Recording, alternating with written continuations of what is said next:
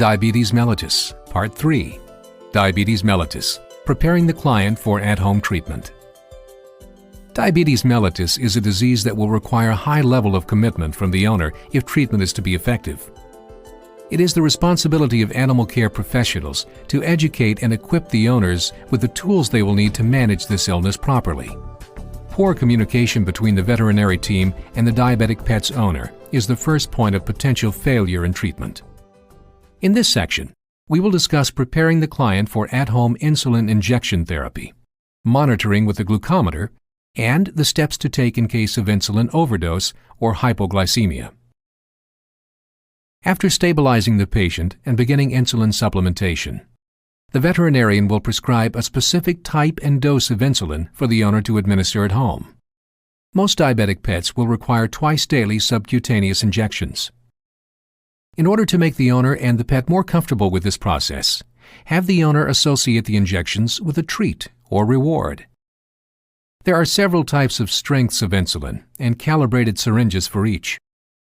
You may stock the insulin in your clinic's pharmacy, or the veterinarian may write a prescription that the owner will have filled at a local drugstore pharmacy. In either case, it's very important that the correct insulin and syringes are dispensed and used. Insulin is measured in units, and syringes are calibrated for the number of units of insulin contained in each milliliter of solution. Be sure that the syringes and insulin label match. There will be the designation U40, for example, on each. Using a U40 syringe with U100 insulin would mean that you are delivering 2.5 times more insulin than prescribed and could cause an overdose. The opposite combination would mean that not enough insulin was being given, resulting in poorly controlled blood glucose levels. Do not substitute one brand or type of insulin for another without first consulting the veterinarian. Insulin can be obtained without a prescription. However, many pharmacies will require a doctor's order to ensure that the correct type is sent home with the owner.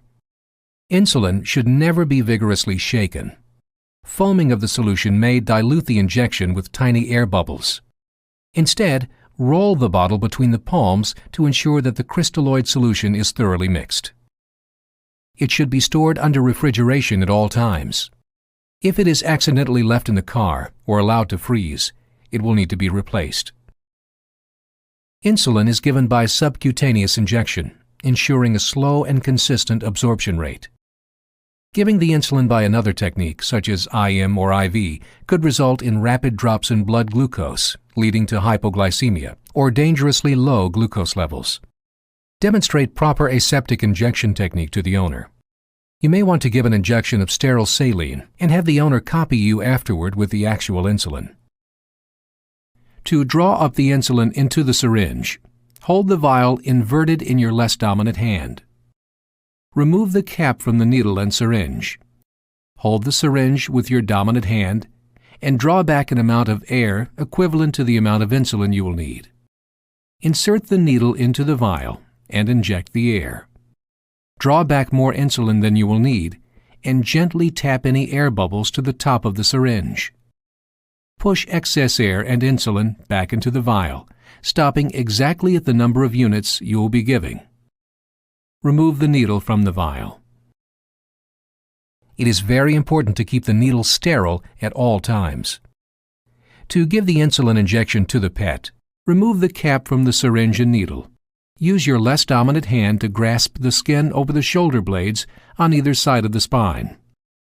Lift the skin gently and form a triangular tent by poking your index finger of your dominant hand between and slightly below your thumb and fingers, and inject the needle through the skin, parallel to the body. You should not contact the muscle layer, but be sure the needle passes all the way through the skin. Depress the plunger until all of the insulin is administered. Insulin should always be administered in this region, but the injections should not be given in the exact same location each time, lest scar tissue may form. It is important to give insulin properly to ensure consistent absorption. Wetting the hair and skin with an alcohol-soaked cotton ball may help to better visualize the working area, but is not necessary. You may supply the client with a sharps container in which to dispose of used needles and syringes. Be sure the client keeps the sharps container, insulin, and syringes out of children's reach. The insulin injections should be given at the same times every day. If the owner forgets to give a dose, that's okay. A pet can do just fine skipping a dose. Just instruct them to give the next dose when it is due. A pet should not, however, receive accidental repeated doses, nor should the doses be given closer together than prescribed. If the owner cannot remember if they gave the insulin already, or if someone in the house may have already dosed the pet, err on the side of caution and have them skip the injection. Too much insulin is always a problem. The owner should always make sure that the pet seems normal before giving a scheduled dose of insulin. If it seems unusually lethargic, has recently missed a meal or vomited, or otherwise doesn't seem normal, they should skip the dose of insulin and consult the veterinarian before proceeding. Even a weekend without insulin is safer than an overdose. Chronically elevated blood glucose is what is detrimental to the health of the pet, not a short-term shortage of insulin. Teaching a client to use a glucometer to monitor the diabetic pet's blood glucose at home is a good method to avoid over- and underdosing of insulin. You will need to be familiar with the proper use and calibration of a particular brand and model of glucometer so that you can instruct the owner appropriately. Your equipment supplier can be very helpful in this area. The doctor may ask you to collect and chart the glucose readings from the owner so that he or she can adjust the insulin dosage accordingly. You should never change the dosage without first consulting the veterinarian, no matter the results of the test. A glucometer is especially useful to assess whether an animal is becoming hypoglycemic if it seems lethargic. A blood glucose reading of less than 60 is indicative of hypoglycemia and may warrant steps to raise the blood sugar level. If hypoglycemia occurs, or if you suspect hypoglycemia and the owner does not have a glucometer to verify this, tell the owner to discontinue the use of insulin. Hypoglycemia may appear as lethargy, vomiting, seizures, or even coma. When a diabetic pet seems like something is wrong, it is never for a lack of insulin. Giving a subsequent or larger dose of insulin will only drive the glucose lower. Instead, correct the hypoglycemia by having the owner give oral food or sugar. Never give anything orally to an unconscious animal.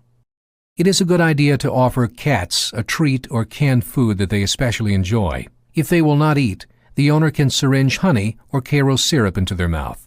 This is true for dogs as well. An emergency supply of honey or syrup should be kept where everyone in the family can find it. Once again, symptoms of hypoglycemia, low blood sugar, or insulin overdose, sometimes called insulin shock, are lethargy, vomiting, seizures, and coma. If the hypoglycemic status is not corrected, this can lead to death.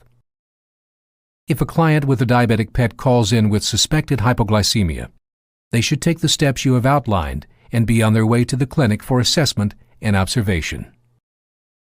It's a good idea to provide a typed, quick reference sheet to clients that they can keep on the refrigerator next to emergency contact numbers.